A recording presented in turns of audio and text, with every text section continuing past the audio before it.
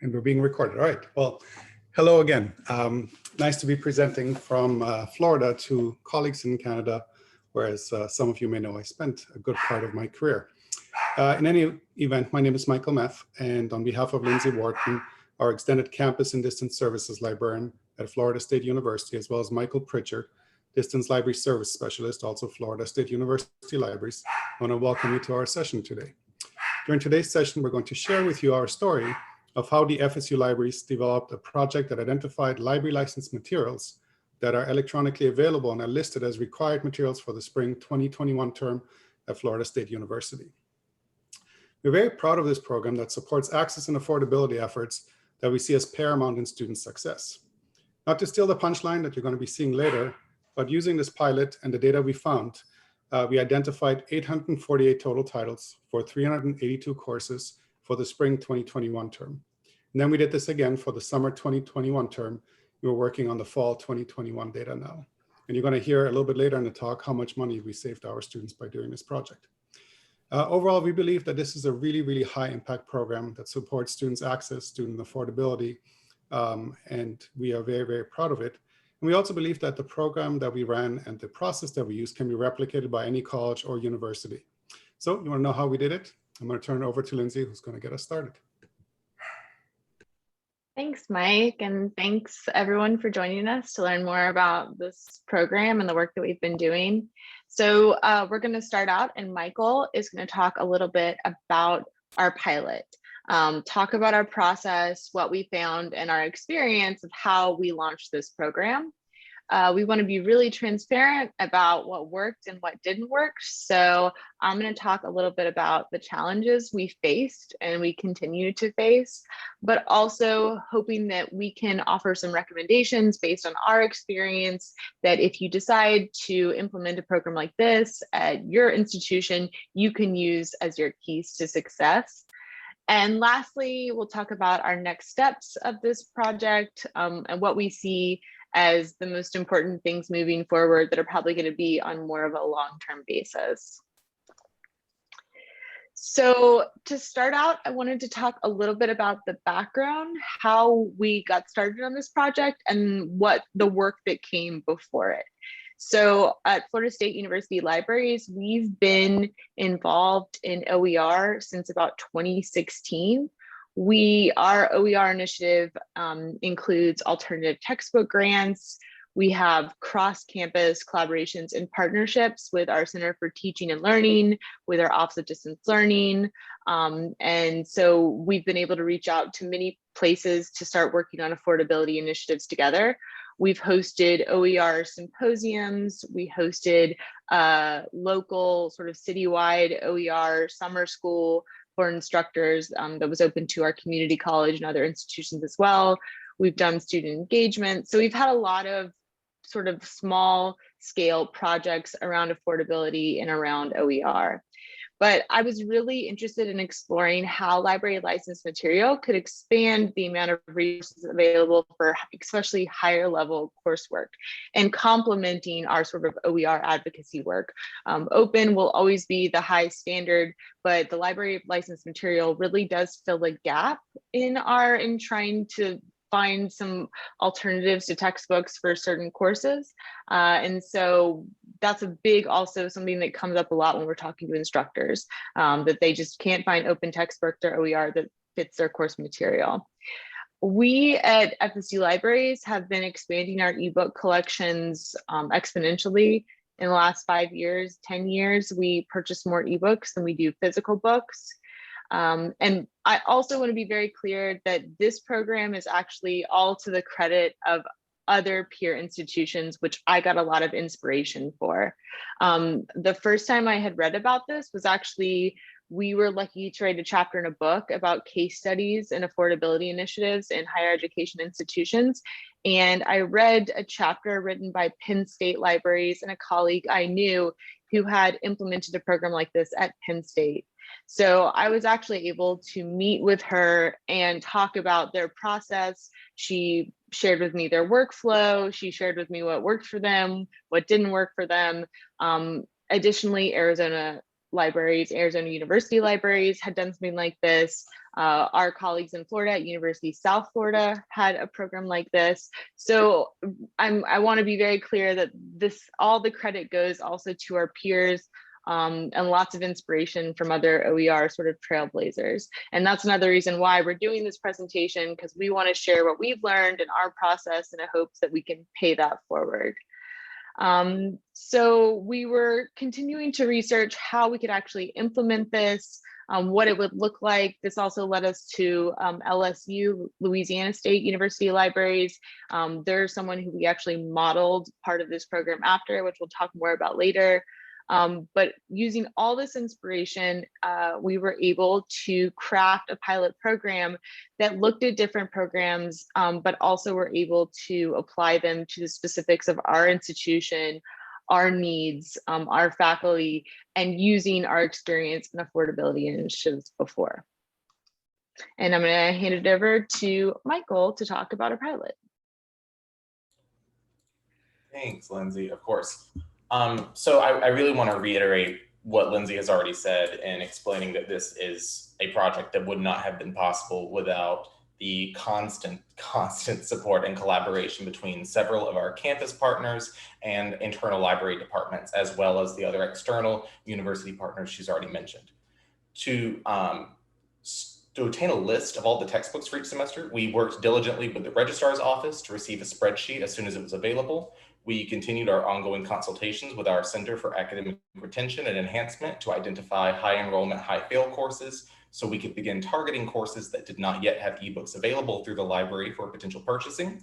We spoke with our colleagues in chemical sciences who have moved to fully open textbooks for their introductory chemistry classes to determine what common pitfalls students fall into with mass use of e-textbooks in the new decade. Within the library itself, we worked with our Access Services and Deliveries Circulatory Department to revamp our course materials policies and web pages, our Electronic Resources Department to discuss integration of collection development policy with our initiative, our subject area librarians to identify materials they had consistently requested be purchased as electronic textbooks, and our Technology and Digital Scholarship Department to build and code our web pages and ensure that our project aligned with our library's strategic plan and our current open policies. One of the largest components of our pilot study involved developing a searching process that would be efficient, all-encompassing, and easily understandable. So for our pilot, we used our OneSearch discovery tool as the primary locator for our materials. We onboarded a federal work study student to quality assure and help oversee the searching process, and had student workers, again from our Access Services and Deliveries Department, spend a portion of their shift on the circulation desk, searching through these thousands of titles. I don't think that we can iterate enough that this was a team effort to accomplish this. To begin this process, we cleaned up our data to eliminate non-textbooks, textbooks from large industry publishers, textbooks from our medical and law colleges for the purposes of this pilot, and any additional superfluous or clerical errors that the data contained. Next, we partnered with our electronic resources team to search through Gobi in groups of 100 to see which titles would be available through that platform. And then finally, we began the process of manually searching the remaining hundreds of textbooks through our discovery tool. Perhaps the largest change we've made from spring to summer to now was the integration of quality control after the initial searching to ensure that links work correctly, the proxy systems were correctly set up, which has been hugely important for us as we transition into Primo, which launches, I believe, next week for Florida State. So it's just been something that we've had to really focus on to make sure that this information is going to work consistently for our instructors. Perhaps one of the most important partnerships in this process is that with our marketing and student engagement departments to develop our communication strategies. Collaboratively, we have begun creation of a full marketing strategy, including graphic design, web page creation, newsletter inserts, printable flyers and posters, e-blasts, tabling efforts, materials for our housing department to pass out, social media marketing, and target demographic analysis. As we worked with this, Lindsay created a separate, more navigable spreadsheet that she emailed directly to the instructors whose courses we found e-textbooks for. To mitigate the large amount of responses that she received from this, we've created an additional email inbox that solely works to communicate with instructors. So if you're wondering what we found, Mike already gave you a taste of it, but in spring 2021, we identified 848 titles. You can see in summer, we identified 343.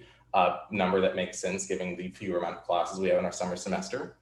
The maximum number of students that could be impacted in these semesters, you can see in spring, it's about 26,000 and then about 11,000 in summer.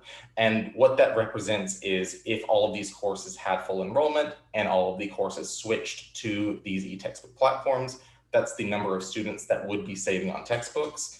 And this total potential savings comes from the price per book, per student, per course. You can see in spring, it's about $1.3 million that has the potential for being saved. And in summer, it's just shy of 600,000, which combined together means that our total potential savings for students for the first half of this year alone was $1.94 million. We've already started and pretty much wrapped up our work for fall. So to just give you a sneak peek of that, we've identified 1,060 titles for fall. I believe it's about 500 unique courses and more instructors this time. And we expect the potential savings number to only keep increasing as we shift our policies toward purchasing these materials and really invest in making this something that our students and instructors could use. And with that, I'm going to hand it back to Lindsay. It was really exciting for us to find that many titles and to be able to have those big numbers, because we weren't sure how many we were going to find the first time we did this. We thought, maybe 100. So it exceeded our expectations. And it was a great feeling to sort of like go into this, have these great findings, be able to share, wow, this could make a huge impact for our students. But this program definitely had its challenges, and it's been sort of a bumpy ride that we'll talk about. So Michael talked a little bit about the searching and the workflows. This is a lot of work. There's just a lot of hours it requires to do that individual searching, and the timelines are really tight. We get the finalized sort of book lists from the registrar's office, and in the fall and the spring, we really have almost less than a month to try and do all the searching and then to communicate to instructors, giving the instructors enough time to communicate to students they don't need to purchase the text, which is what we want to happen so the students are actually saving money. Trying to coordinate a large group that across departments, including staff, librarians, and student workers on this one project, in addition to the work that was already happening. Obviously, this happened during COVID-19 when people were working remotely. So it was just a lot of communication, a lot of coordination, scheduling of meetings. And so that was just a lot of work on top of like just planning the project that was required. Licensing issues. So a number of our ebooks are 1 user or 3 user licenses. As many of you must know, this is not ideal when you're trying to adopt a library licensed ebook as a course material, since many times many students at once are trying to access this. We had to make a decision, should we even include these 1 user or 3 user licenses in our program? We decided to do that, but we've had to do more communication to instructors about licensing, which is confusing even for librarians and very confusing for instructors and students. So that's been a major barrier. It continues to be a barrier. I've gotten emails from instructors and students this semester that they aren't able to access their course text. We also have some titles that are subscription, as opposed to actually owning the perpetual license to a title, which means the subscription can end at any time. It's part of a big package deal. So that just caused a lot of communication issues. Instructors have had issues where the title they were using is no longer available. So we're trying to think of that as something that we can do better with our purchasing. And if we're going to move forward with this program, what does that mean for our collection strategy? Communication is also a major aspect. I think we've all mentioned communication so far. It's communication externally with instructors, with students about the program, about the availability of the ebooks, but it was also internal communication. So going and talking to the subject librarians, talking to different departments about this work and where it fits into our library services and resources. We had just announced budget cuts as part of our collections, and some of our librarians saw this program as a cause of concern. Are we really going to start spending money on textbooks when we're already having to make hard decisions about our collections and what we're purchasing. Purchasing course materials was a recent shift in our policy. Just 5 or 6 years ago, we were told we could not purchase course materials as our collection development policy. So how does this fit into our collection strategy? And to be honest, I wasn't 100% prepared to answer those questions. They were questions that required thinking strategically, talking to our senior leadership, and talking to the subject librarians and coming up with a plan, a long-term plan of how this would fit into what we were doing at the libraries. But now I'm handing it back over to Mike to talk about successes. Right. Thanks, Lindsay. Not surprisingly, you're going to hear some of what you heard as our challenges, and some of what Michael already talked about in the pilot is going to be also going to be repeated here in the keys to success. But first and foremost, it's partnerships. While the library is clearly, to us anyway, the lead in running this kind of program across campus, it took efforts from all across campus to make sure that we have partners. We needed to make sure that in the libraries we have our partners in IT and collection development, the subject librarians, reserves, etc. You heard some of this already. But we also work very closely with our provost office. And I'm going to talk a little bit more about aligning goals, but FSU has requirements in the state of Florida to report on our affordability metrics. And so being able to find that alignment was really, really key. The other part that was really key is about the flow of information and also getting the institutional support at that level that we really were able to leverage. The other partners that we really like to work with too, and who've been big supporters, are the ones who are naturally inclined to look for electronic resources to enable the mission of student success. We found partners in the Office of Distance Learning, who's also our Canvas administrator, and obviously they work with students who are not coming to campus, so for them accessing materials is much more complicated, as well as our international programs, because we do have campuses all over the world, mostly in Europe and in Latin America, but we run programs everywhere. And so for a lot of these programs, for students not to have to buy physical textbooks, log them with them wherever they're going, it's been really, really a very, very big bridge. The other part that is more in the US probably than in Canada, a topic too, is that athletics is another group.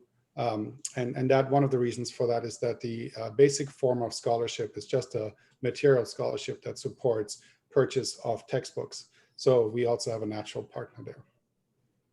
Again, you've heard this before, communications is absolutely key in all of this.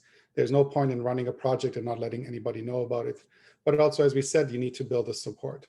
Now, where we had conversations that we haven't really covered yet is about questions about what do we name this project? As you saw, we call it library licensed materials in our own language when we're speaking inside the libraries, because we did want to distinguish it from textbooks in the way that we think on the collection development side about textbooks. However, when we did some research with our students and we tried to figure out what is actually something that would resonate with them, what is the language they would like to see, we did come up with e-textbooks. And in a minute, when you'll see a demo of the portal, you're going to see that's the language that we use there. So we had to make decisions also on the communications front as far as UX and UI go. How do we display the information? What is there? Do we show the book jackets? Can we show the course codes? And where do you search for it? Are you searching through the library's main search engine and our portals and our discovery layers, or do we build a separate site? And as you'll see, we've decided to work actually on developing a separate search tool. And then the other part that we're still working on is what Lindsay referred to as the challenges of licensing and clarifying that access and making it really clear to the end user of this, whether it's a faculty member trying to adopt the materials or it's a student trying to access, to let them know what's available, why it's available, how it's available, all that kind of stuff. Another challenge on communication for us is keeping the database updated and current. The first iteration of it, everything is current. The second iteration, everything is current. But over time, maybe instructional materials change or other patterns emerge. So we need to make sure that we're keeping that current, as well as materials that may drop off if you don't have a permanent license, or maybe licensing information changed. So there's a lot of upkeep that we need. And then again, the communication with the end users of those links. And then the other part is getting the instructor attention, of course. So we used a mechanism because we identified the courses. We knew who the faculty members teaching the courses are. And we actually emailed everybody directly saying, if you're receiving this email, you have materials that the libraries have already licensed that are available for your students. And we actually got a phenomenal amount of feedback on that. I'm really pleased to say. And we also got questions, and it was a great opportunity both for us to learn, but also for them to learn about how we work and what we do. Number 3 on keys to success is aligning with goals. And I mentioned already that Florida State University, as part of our state system, has to report on affordability metrics. There's also university goals. There are also strategic goals that we have in the libraries. And finding that alignment helps getting support for these initiatives. It's a little bit of work over and above what other people are doing already.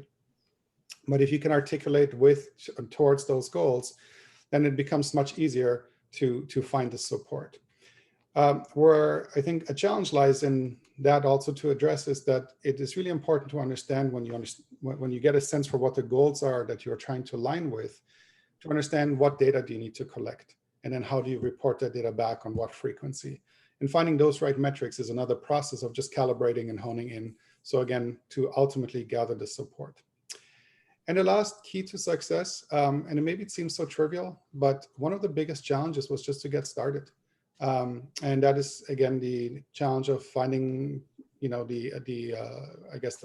identifying the process, building the communication, building the support, and then just identifying those lists. But the way we see it is that this is a prototype that we're going to keep on developing.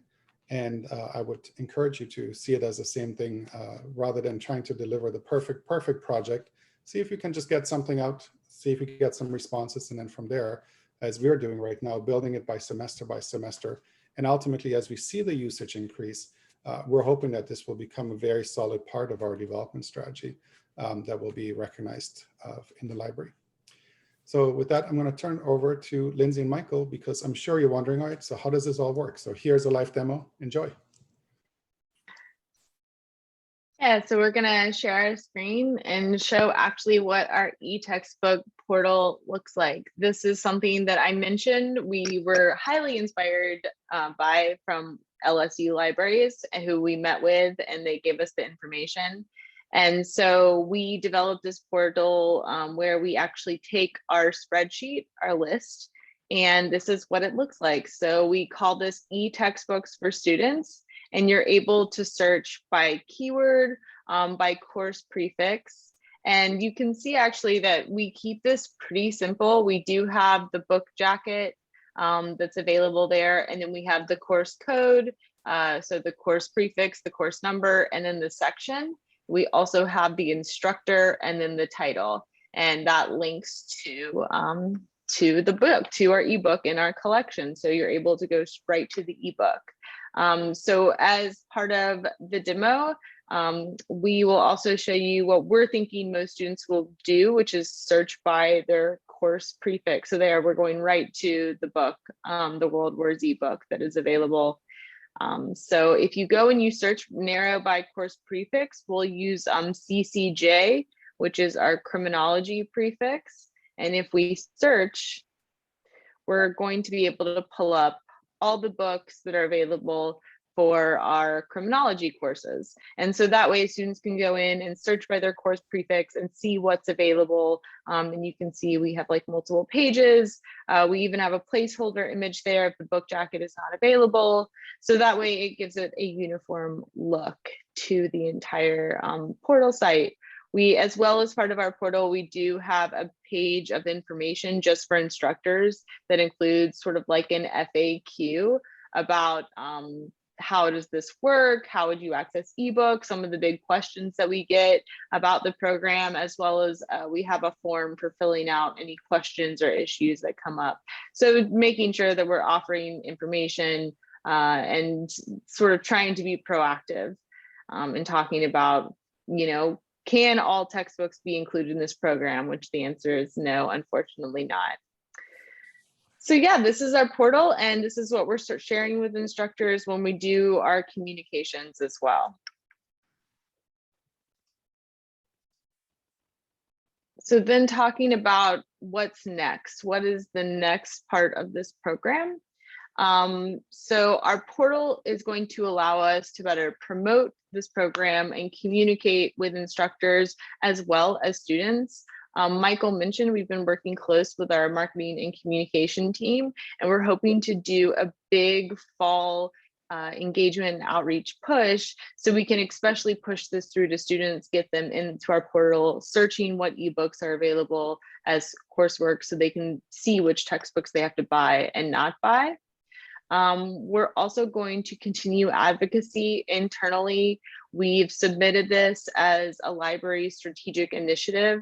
So we're actually asking for more funding for student worker help as part of the searching process, creating more of a team around this program so we can continue to move it forward and grow this program.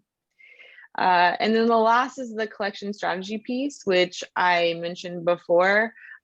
Since sort of launching this, I've joined our collections committee. So being able to sit on that committee, making the big collections decision. I've also been trying to write policy around this, like which textbooks would we purchase? What is the criteria that would work for different disciplines and different departments? And also this means collaborating with our subject librarians who are making the collections decisions.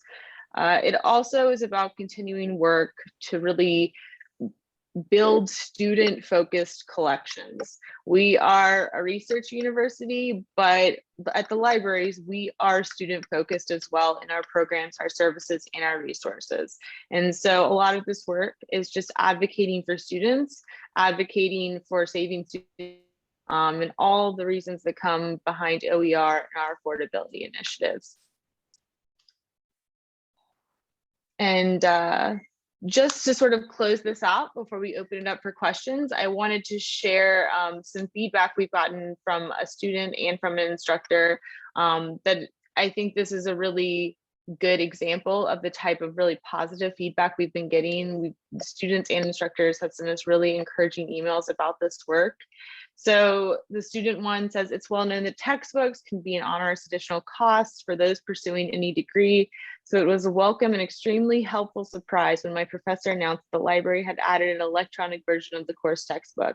This happened 2 semesters in a row, and the savings across these semesters was close to $200 for just 2 classes. The ease of access is also a huge benefit that I was very grateful for.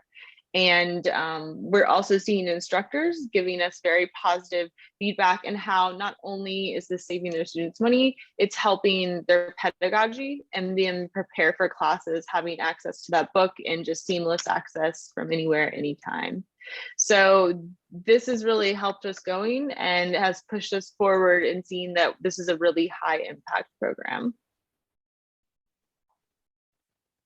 And with that, we want to open it up for questions. So the first question we have is the first question is from Jessica. Do you have a price limit for these ebooks? I'm in the process of developing criteria, and I was for the first time allotted actually $10,000 to purchase textbook with. And so as I was sort of going through those purchasing decisions, I was having to decide criteria on the fly. We're trying to look at actually a price per student. So there was a book that I believe was about $800, but the enrollment capacity, there was like 10 sections of this course. It was like a management course that was taught in even different departments, and it was going to be able to benefit, I want to say it was almost 300 students. So in that case, I think I'm almost trying to say that we need to have like a price per student, because I did decide to include that in my purchase because it was such a high impact title. So I think we're going to have to look at the enrollment versus the title cost. But then there were some titles that were $300 where the capacity was like 10 or 12, where I decided that wasn't going to be a viable option. So I think we're having to look at the price per student instead of just the total price of the book. Thank you. Thank you so much. Uroj Nizami has a hand up. Please, you're welcome to unmute yourself and ask your question. Thank you. Thank you so much for sharing. I was curious, once the email is sent to the instructors, how do they then pass the information on to the students? And I'm sorry if I missed this, but does it go in the syllabus? I'm just curious about the student in sort of angle. That's a great question. And Mike can probably speak to this too, as he's a current instructor. But in the email, we recommend that they add this into their syllabus. We also recommend that they email or message their students directly through Canvas. But that is up to the instructor completely.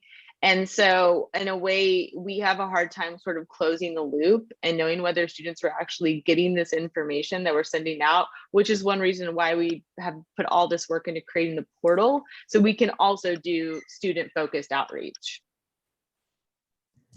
I'll just quickly add that so we're a Canvas school, so every course has a mandated course shell for Canvas, and it's pretty widely adopted.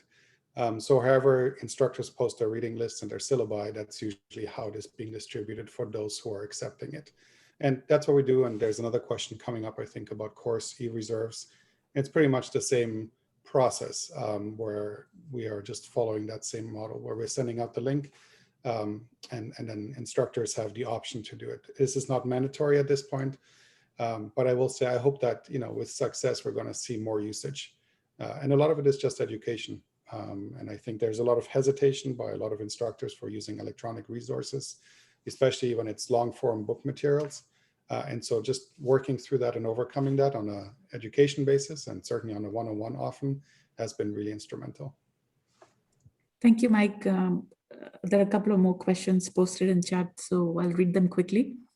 How does this initiative overlap or compete with the library's electronic course reserves services? At this point, they are two separate processes that we're still running, but the goal is that over time, we're going to be integrating that a little bit more closely. In fact, right now, if you look at our e-textbook portal that we showed you, we are only strictly looking at library licensed materials. We're not yet linking OERs that are being used in classrooms, so non-library licensed material, but they're just freely available. And the same goes for eResource. Over time, I think what we're going to see, if we can make sure that we have a robust platform and we're seeing the pickup, we're going to be trying to see how much we can integrate all of that to create sort of like a one-stop shop if we can. Jessica, I would like to know, does the registrar provide you with the enrollment numbers? Yes, the registrar's office, it's part of the provost office, have been a major partner in this work, and we're having a big meeting with them this week to talk about integrating this more into the course material adoption form, which is how we get the data. So yeah, they send us the list every semester. This includes, I saw somebody was asking about the capacity, enrollment capacity, expectations, the instructor information. So we get a spreadsheet from them each semester. They've been a great partner in this and providing us all the information we need to do the searching. Also, in addition to that, we get a list from the FSU bookstore, our official bookstore partner, that contains the prices for these textbooks, and that's how we determine our total potential savings, by aligning the price to the ISBN of the books we find. Thank you.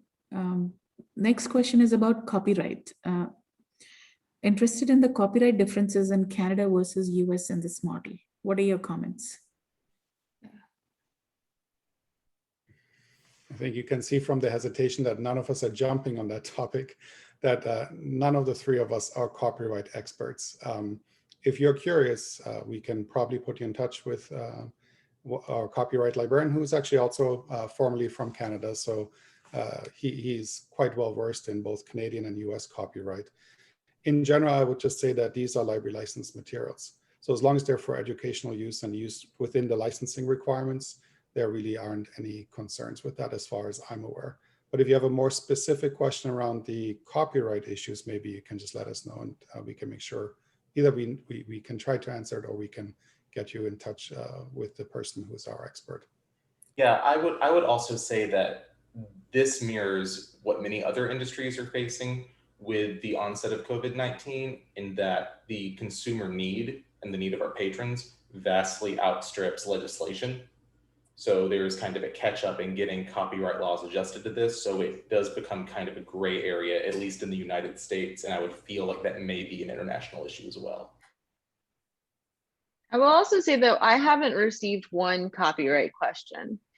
I've seen a lot of institutions are doing really amazing things with controlled digital lending right now and with scanning, but this really isn't that. This is just using our licensed ebooks that, we're very clear in the licensing terms of our ebooks, and we know ProQuest and EBSCO and all of them have very locked down platforms for usage. So that it's just not something. But that's why our problem is lying in our 1-user, 3-user licenses, where I'm getting messages from students saying, I'm locked out, or, I've been trying to access this book for 2 days and I can't access it. What can I do? And there's not a lot we can do from our end too. We've been trying to communicate to instructors that, hey, this is a 3-user license. Encourage your students to close out the tab, or don't download this as a PDF because that checks it out for 24 hours. There are certain things that we can try and do with the licensing, but those are actually more of the questions that I'm getting and the issues that are coming up. And perhaps if I can just add one more thing, just looking at the questions in the chat, maybe, and forgive me if this is too oversimplifying it, or you already know this, but our project is right now very much focused on identifying library licensed materials. That is, we are purchasing rights to these electronic resources on behalf of the FSU community, which makes them licensed/affordable materials if they're in courses, which is different from open educational resources, which are usually published with Creative Commons copyright and are available freely, or whatever the Creative Commons license allows and recommends. So this is not a one-to-one overlap. In fact, this is kind of very different, but it is all the way we're seeing it in support of student success and the teaching mission of the university, in trying to make sure that the materials we're already paying for and licensing for the university are being, at least the instructors and students are aware of their availability, especially when they're already listed on a syllabus on a reading list. So hopefully that helps a little bit with the OER questions that are in the chat. And if not, then again, please let us know, and maybe we can just clarify that.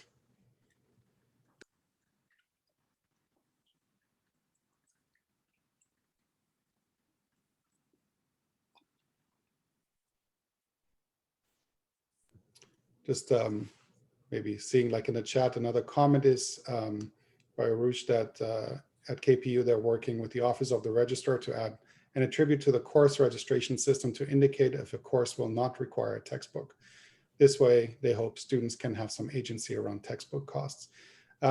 Those kind of initiatives are in place also in the state of Florida. We do share our common catalog, and we do have our local instances. And so there are different models right now that are being tested for identifying it at the course selection process, either by having a badge for being a no cost or low cost course. And I think we're at various stages in that, and we're making progress on being better at letting students know what their options are on that. Lindsay, I don't know if you know more, Michael, about that, where we are in that process.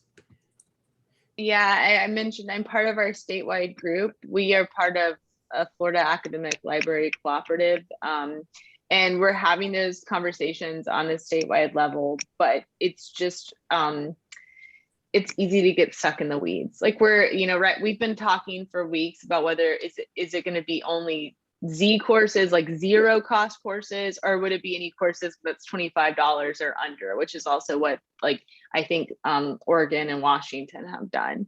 So what we're turning our efforts to, and I mentioned that we're meeting with our provost office this week, is to actually talk about our internal system with course marking, because I think we're going to try and actually do an institutional push for that, because I think the statewide push is just going to take years based on the conversations we're having, and also with our legislation, with politics in Florida, things just move really, really slowly as far as this. Thank you. So on behalf of all of us in this learning circle and the Massachusetts Cultural College, I'm very grateful that all three of you shared your expertise and your project. Thank you, Lindsay, Mike, and Michael. And I've posted the feedback link for a microlearning session, so we'll sincerely appreciate hearing from you about this session. I do hope you can share the slides with us. We will definitely share the recording of this